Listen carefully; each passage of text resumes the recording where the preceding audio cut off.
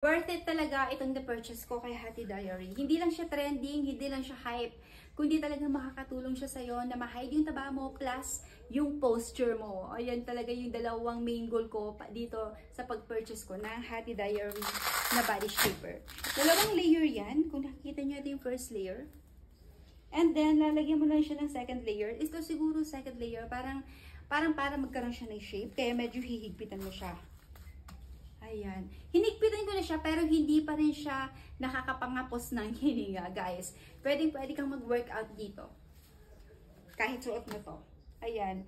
And surprisingly, hindi siya makati sa balat. Pwede kayo na magsuot ng sando sa loob, lalong-lalo na kung sensitive yung balat nyo. Pero kung hindi din naman, kagaya ko. Ayan, tingnan nyo naman. Wala akong sando, pero hindi naman siya makati. Pero for sure, guys, pagka matagalan nyo na ginamit, of course, kakati po talaga siya.